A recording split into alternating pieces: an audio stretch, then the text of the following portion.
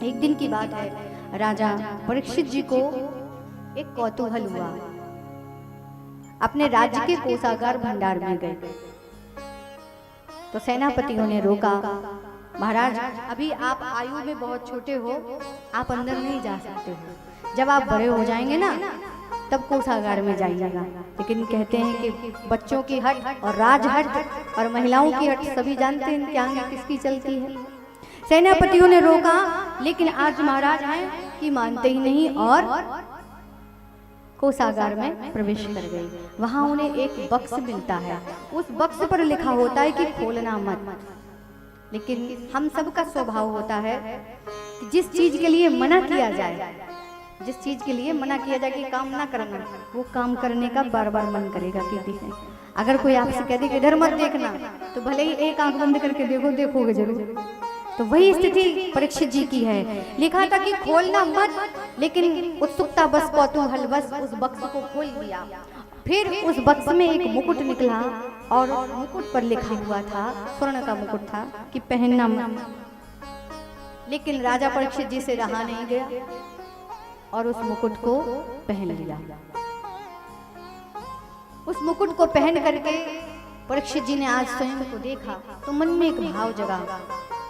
तो 10 दिशाओं में दिग्विजय के लिए निकल पड़े। और महाराज दिग्विजय के लिए निकल पड़े तो दिग्विजय प्राप्त भी हुई। लेकिन मार्ग में एक अद्भुत कौतुक देखा। क्या देखा कि एक काला काला पुरुष है, वो गाय और बैल को मार रहा है।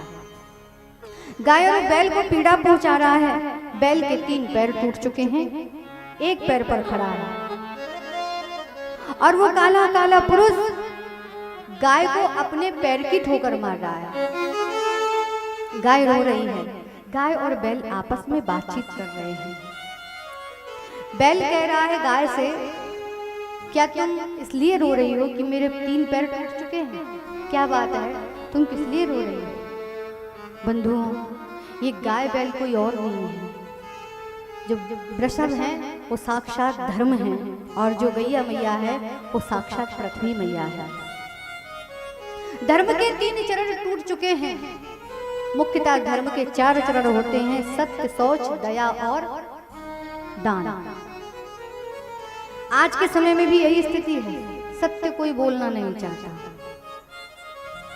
सत्य सुनना सभी चाहते हैं, लेकिन बोलना कोई नहीं चाहता। अपने लिए सब सत्य ही पसंद करते हैं कि हमसे कोई बोले तो सच बोले, अगर झूठ बोल दिया तो खैर नहीं। लेकिन जब अपना नंबर आए तो हम कुछ भी बोल दें। तो सत्य सुनना सबको पसंद है, पर बोलना कोई नहीं चाहता। आज के समय में बड़ी अद्भुत उदाहरण भी है महाराज। हाँ, बैठे होंगे अभी घर में, बस ताला लगा रहे हैं, ताला लगा रहा है, बस पहुंचने वाले हैं, बस यहीं पहुंच गए हम बख्तियारपुर में, और बैठे होंगे पटना में। फोन सबसे बड़ा माध्यम है झूठ बोलने का। है तो सत्य कोई बोलता नहीं। शौच अर्थात पवित्रता। अभी जब कोरोना आया था, हाथ धुल धुल के घिस गए थे ना हम लोग। ये आज कोई नया नहीं हुआ है, बस हमारी शताब्दी में पहली बार हो रहा है। हमारी पीढ़ी में ये पहली बार हो रहा है। पहले के समय में, पुरातन के समय में ये नित्य होता था। तब इतनी बीमारियां नहीं थी, इतने संक्रमण रोग नहीं थे। आज हम लोग धीरे धीरे शुचिता पवित्रता को भूल गए। कोरोना ने हमें याद दिलाया था कि ऐसा जीवन जियो।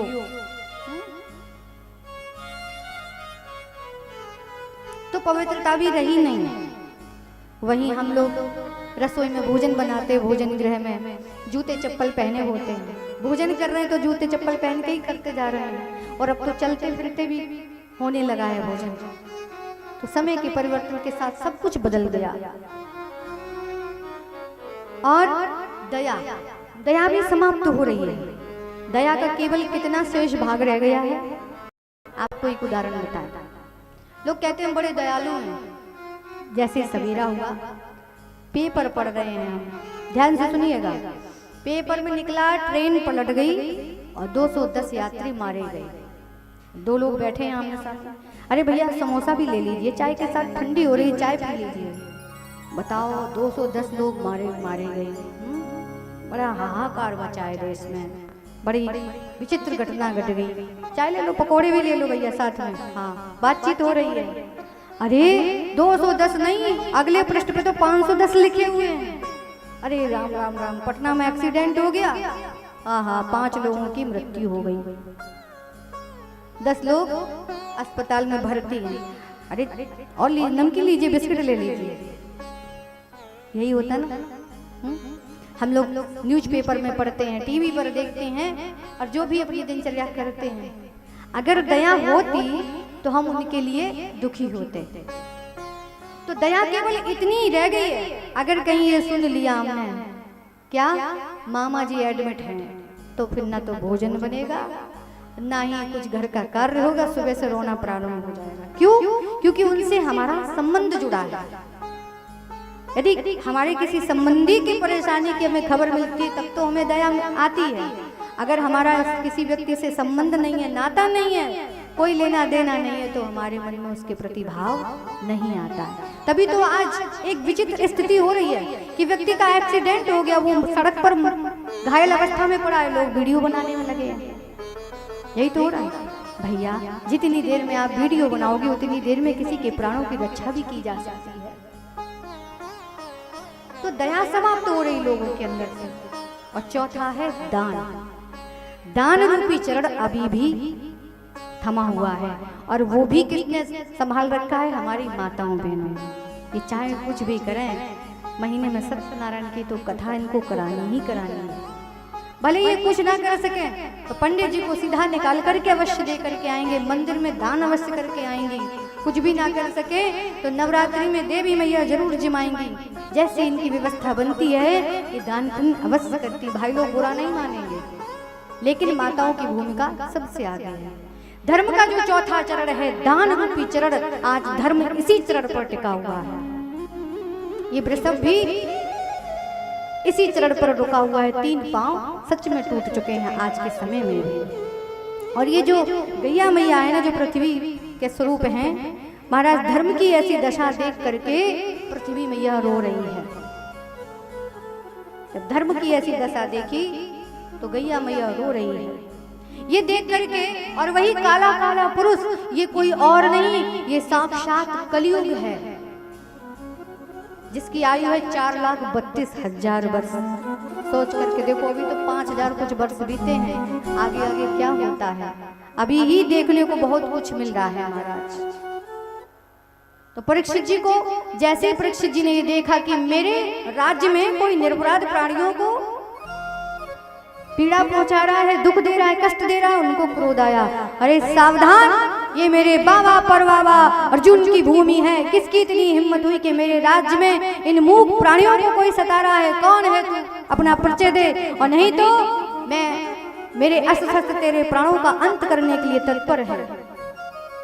महाराज जैसे ही ललकारा तो ये काला काला पुरुष राजा परीक्षित जी के चरणों में गिर पड़ा, अपना परिचय देने लगा कि मैं कलयुग हूँ।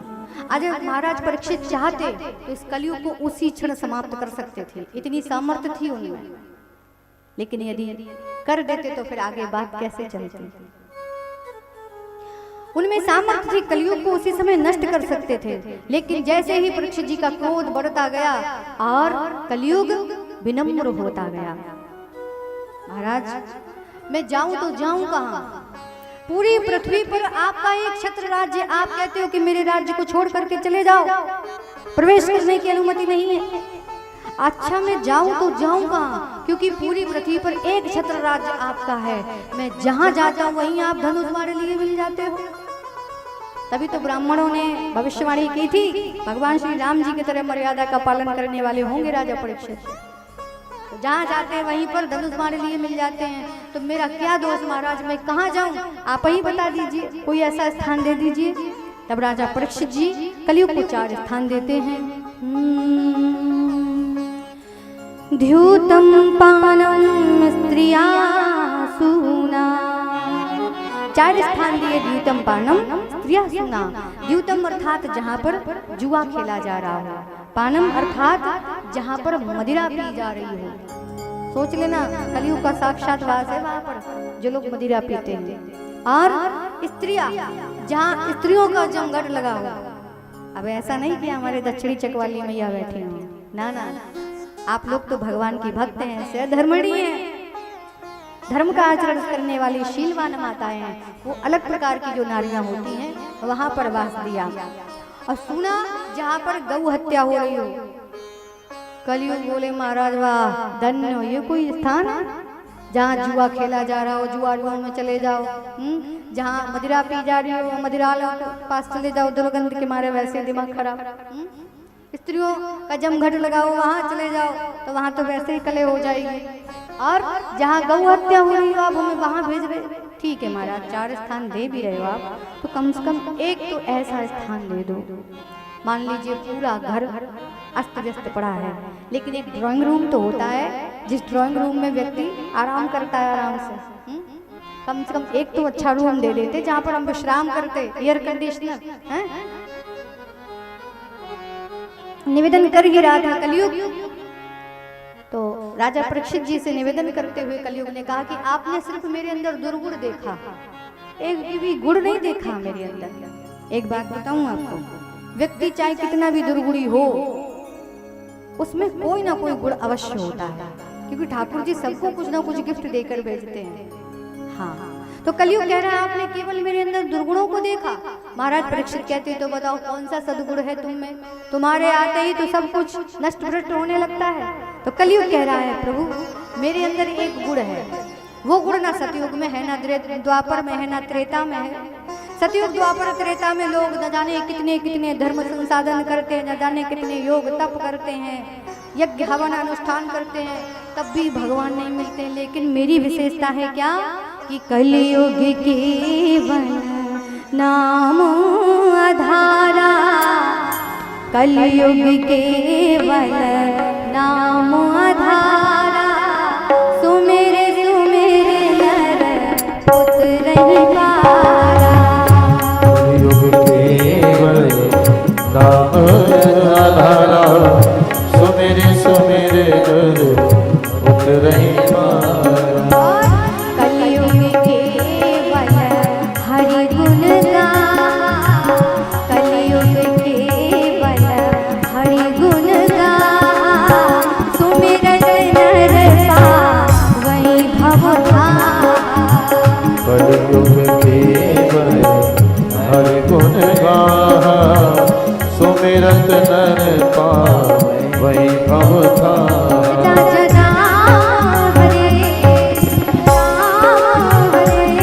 राजा राम हरे सीता राम हरे, राजा राम हरे सीता राम हरे, राजा राम हरे सीता राम हरे, राजा राम हरे सीता राम हरे।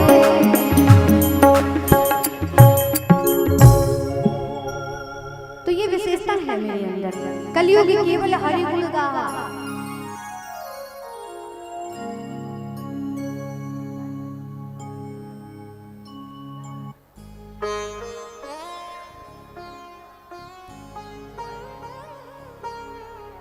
बोले भक्तवत्सल भगवान की।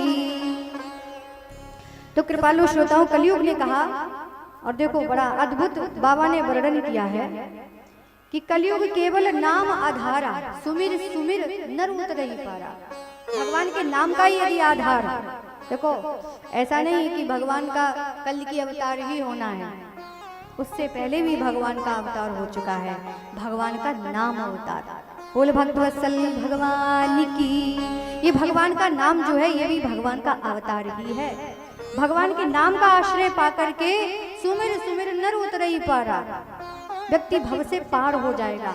और केवल पार ही नहीं हो जाएगा, उसे एक आइडिया भी मिल जाएगा जो सदैव काम आने वाला है। भाई धोखे धड़ाके में पार हो गए, कहीं अच्छे से नाम निकल गया तो सारी जानकारी तो हो नहीं पाएगी नाम के सहारे। लेकिन मानता तभी है जब उसे पूरी सच्चाई पता लग जाए इस भवसागर, ये भवसागर कितना गहरा है। तो आगे लिख दिया कलयुग केवल हरि गुण गाहा, केवल भगवान के गुणों को कह लो, भगवान के गुणों को गाओ, भगवान के गुणों को सुनो। तुमसे नाम नहीं लिया जा सकता, ना लो, इससे भी छुट्टी कर दी भगवान ने। कह दिया है। इधर कहा कि कलयुग केवल नाम आधारा, नहीं ले पाते तो कोई बात नहीं, कम से कम सुनने का ही काम कर लो।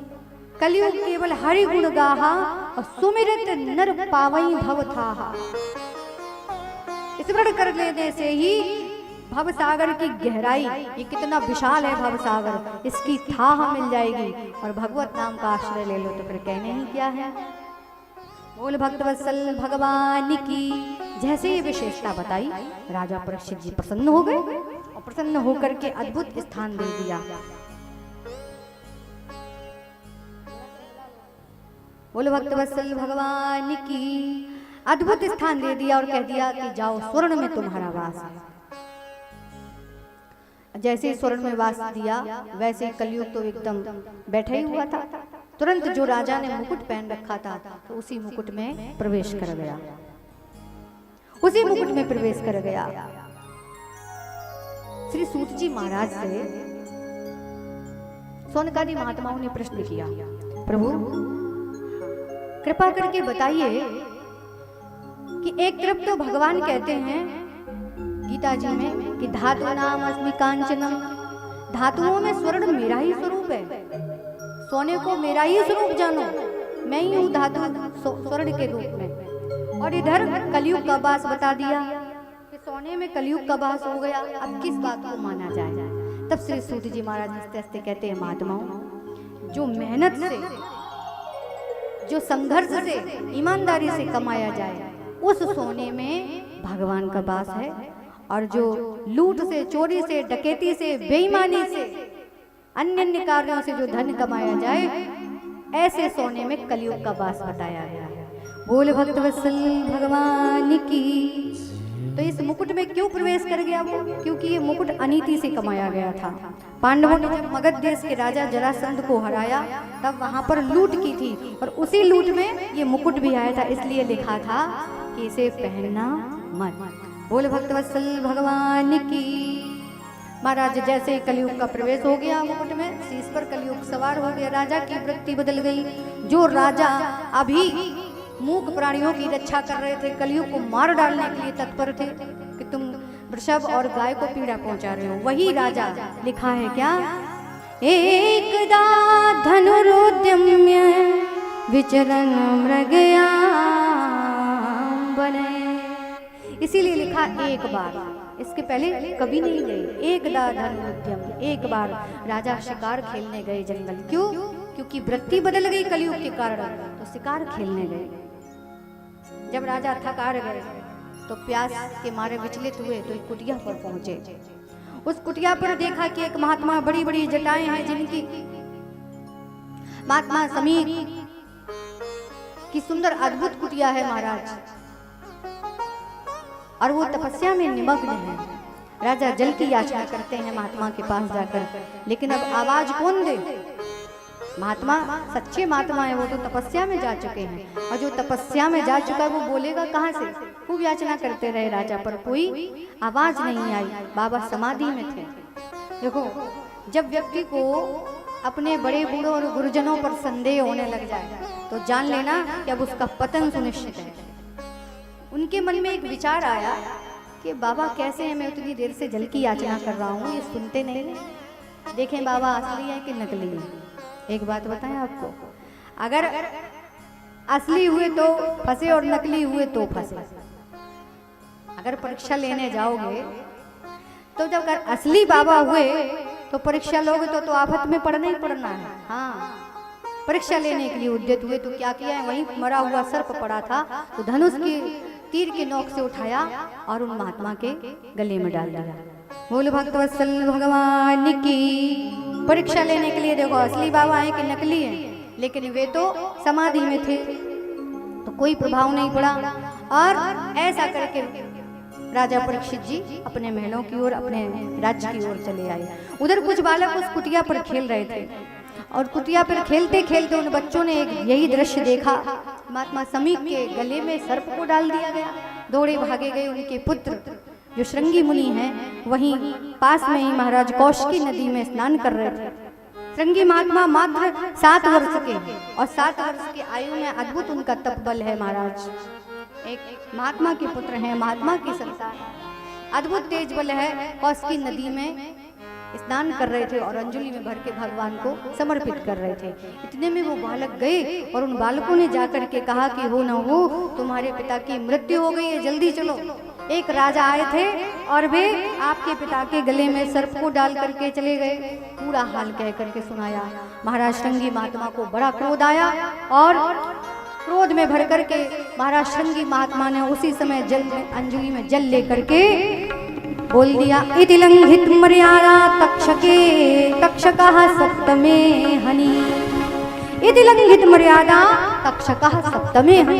जिसने भी इस मर्यादा का उल्लंघन किया है आज से ठीक 7वें दिन वो समाप्त हो जाएगा। सत्य हो सत्य हो सत्य हो महाराज, इसकी मृत्यु हो जाएगी। मेरे पिता के गले में सर्प डाला है तो तक्षक नाग के डसने से ही इसकी मृत्यु हो जाएगी। महाराज श्राप दिया और रोते हुए अपने पिता श्रृंगी महात्मा अपने पिता की ओर दौड़े और जैसे ही शमीक महात्मा के पास गए गले में भुजाएं डाल करके रुदन करने लगे तो महात्मा तपस्या से बाहर आए। रोने का कारण पूछा तो श्रृंगी महात्मा ने पूरा हाल कह करके सुनाया। शमीक महात्मा ने जैसे ही वृतांत सुना बहुत दुखी हो गए। बोले नारायण नारायण, जिस राजा की रक्षा स्वयं नारायण ने गर्भ में जाकर के की, ऐसे धर्मपरायण राजा को तुमने श्राप दे दिया। अरे उनके बाद ये धर्म का कार्य करने वाला भी कोई शेष नहीं रहेगा। राजा ऐसा धर्मात्मा राजा अब इस देश को मिलना मुश्किल है महाराज। तभी गौरमुख नाम के ब्राह्मण को बुलाया और कहा जा करके ये संदेश राजा परीक्षित को शीघ्र पहुंचाओ कि 7 दिन में उनकी मृत्यु हो जाएगी और शीघ्र अपनी मुक्ति का कोई उपाय खोज लें। जैसे ही गौरमुख नाम का ब्राह्मण गया तो क्या देखा कि महाराज परीक्षित जी भूमि पर पड़े अश्रुपात कर रहे हैं। अपने सिंहासन को त्याग दिया। क्यों? जैसे ही मुकुट उतारा तो कलयुग का प्रभाव कम हुआ और जब कलयुग का प्रभाव हुआ तो वृत्ति ठिकाने आई और आज राजा बड़े दुखी हुए। स्वयं को सोच रहे हैं कि मैंने एक संत का अपराध कर दिया। मेरे बाबा पर बाबा की इतनी ख्याति, आज मैंने उनको कलंकित कर दिया। मेरे कुल में सदैव संत महात्माओं का सम्मान होता आया, आखिर मेरे से अपराध क्यों बना? और मन में सोच ही रहे थे कि मुझे तो जीने का कोई अधिकार ही नहीं होना चाहिए। भूमि में पड़े राजा रो रहे थे। इतने में गौरमुख नाम के ब्राह्मण ने जाकर के पूरी सूचना दी। जैसे ही सुना कि 7 दिन में मरने का उन्हें श्राप लगा, राजा परीक्षित जी उठकर के नृत्य करने लगे। श्री सूत जी महाराज से सौनकादि महात्माओं ने पूछा, राजा परीक्षित जी को भय नहीं हुआ और परीक्षित जी नृत्य करने लगे? तब श्री सूत जी महाराज कहते हैं, महात्माओं बात ऐसी थी कि राजा परीक्षित जी मन में विचार कर रहे, अरे मुझे तो 7 सेकंड 7 क्षण जीने का अधिकार नहीं है। संत कितने दयालु होते हैं कि इन्होंने मुझे 7 दिन दे दिए। अरे 7 दिन के लिए मैंने काल को जीत लिया है। 7 दिनों में काल मुझे स्पर्श भी नहीं कर सकता है। संसार में किसी के पास 7 सेकंड की गारंटी नहीं है महाराज, कि कोई ये कह दे कि 7 सेकंड तक हम नहीं मर सकते। काल तो कभी भी आ सकता है। महाराज प्रसन्न हो गए और पास में ही उनका पुत्र जन्मेजय खेल रहा था तो जन्मेजय को बुलाया और अपने बालक को समझाया। जन्मेजय रुदन करने लगते कि पिताजी हम बहुत छोटे हैं। अपनी पत्नी को बुलाया और दोनों राजा और रानी ने बड़े प्रेम से जन्मेजय को समझाया और जन्मेजय रुदन कर रहे हैं, लेकिन कहते हैं कि हम भी बहुत छोटे थे जन्मेजय, जब मेरे माता पिता मुझे कार्यभार सौंप करके गए थे राज्य का, तब मेरी भी अवस्था बहुत छोटी थी। तो भर बस राज सुतये तव दीना और नारी समेत गवन बन कीना। बरबस राज सुतहि तब दीना और नारी समेत गवन बन कीना।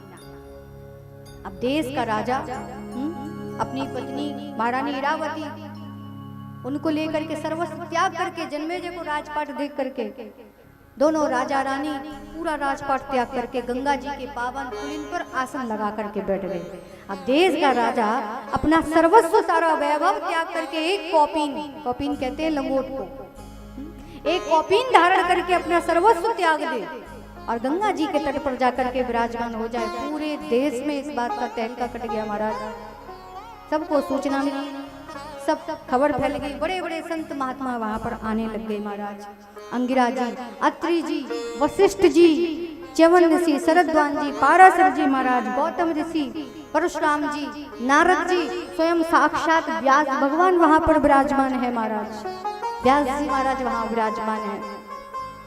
और इतना ही नहीं, एक से एक संत महात्मा गंगा जी के पावन तट पर देवर्षि, ब्रह्मर्षि, राजर्षि सब वहां पर उपस्थित हैं। और राजा परीक्षित जी का एक ही प्रश्न है, एक साथ इतने सारे संतों का दर्शन लाभ उन्हें प्राप्त हो रहा है।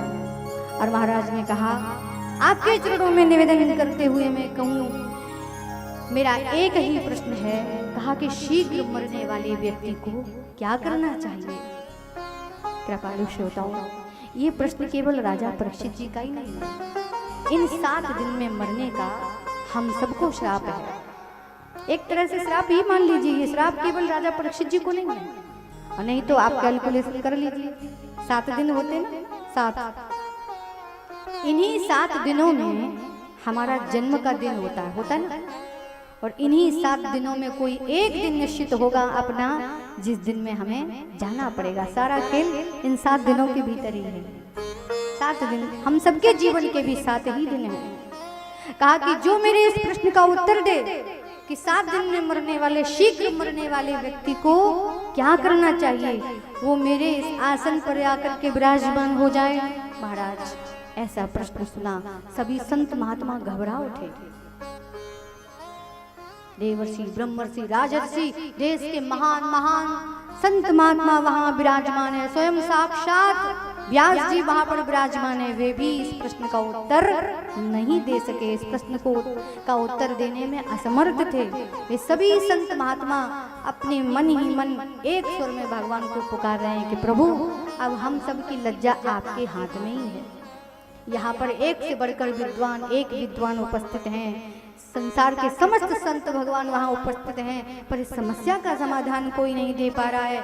हमारे सभी संत समाज की बागडोर अब प्रभु आपके हाथ में है। हम इस राजा को कौन सा उत्तर दें, हमें कुछ समझ नहीं आता। हे प्रभु कृपा करो, दया करो, हम सबकी लज्जा आपके हाथ में है। तभी महाराज पूर्व दिशा में एक दिव्य प्रकाश हुआ महाराज। अद्भुत प्रकाश का पुंज दिव्य ज्योति प्रकट हुई। तत्रा भगवान व्यास को,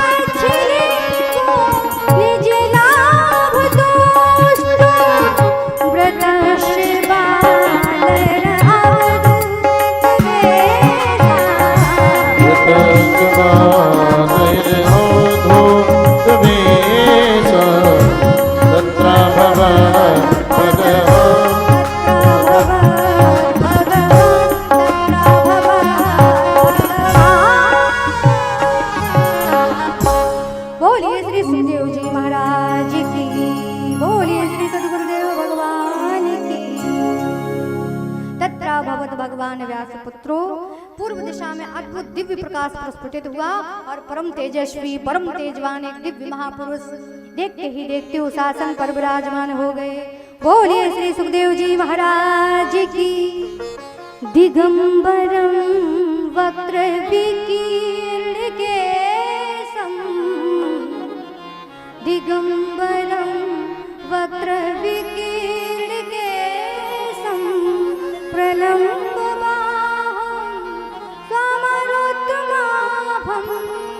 तत्र भगवान, तत्र भगवान दिगंबरम वक्र विकीर्ण केशम, प्रलम्ब बाहुं समरोत्तमाभम। जिनके घुंघराले केश बिखरे पड़े हैं महाराज, विवस्त्र हैं, विवस्त्र अवस्था में है महाराज। जिनकी लंबी लंबी भुजाएं परम तेजस्वी हैं और देखते देखते उस आसन पर विराजमान हो गए। बोलिए भक्तवत्सल भगवान की।